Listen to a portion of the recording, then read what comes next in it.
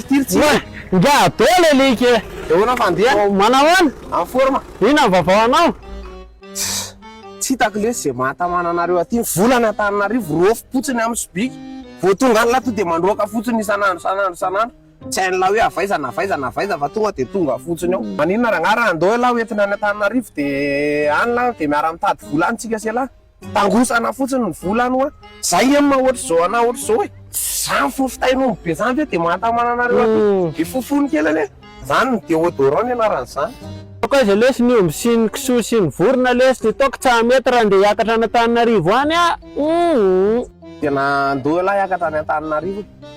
Tena marina ve zany mba gosa mamany koa dia tena marina zany na gosa inona fa marina zany fa andao laha raha hiakatra any.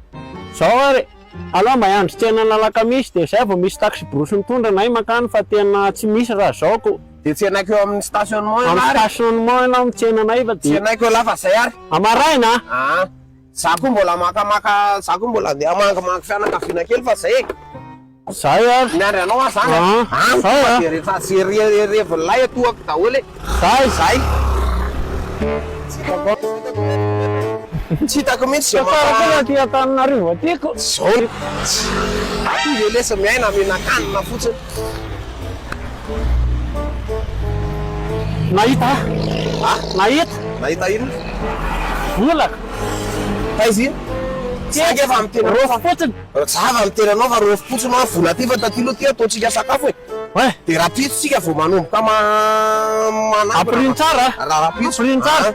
One eternity later. Ao ana ihany tiry desy kely fa tena efa herinandro lesy tsy hita zay tena marina amin'le izy le. Fa ialany nga voatery mivoaka any fa zany ena eto ary mahazo vola. Fa inona le vola Tsy ala ampianariko an'ity asa atao ity dia amin'izay ala miara-manamboly tsika zay ala fa tsy asa ino ty? fedinina ny anaran'ity. Fa mila ianarany lahy le izy a.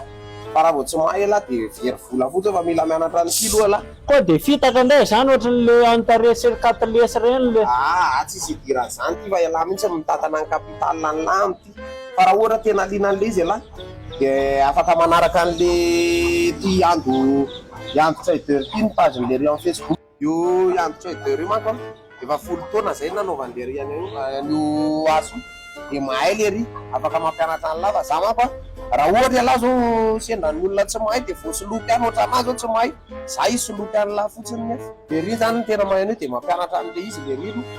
Fa miona vola kely ary ny ampiasain'ny lahy amin'ny ohatra dia $1 fotsiny ampiasain'ny lahy dia afaka manao dibo lahy dia mianatra an'le izy.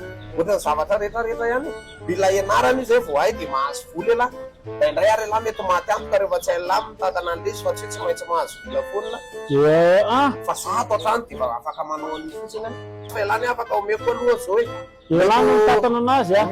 Ialany mitantana anazy ka. $5 lahy dia $1 manko zany zao. Dia lahy mianatra anazy amin'le ry aloha.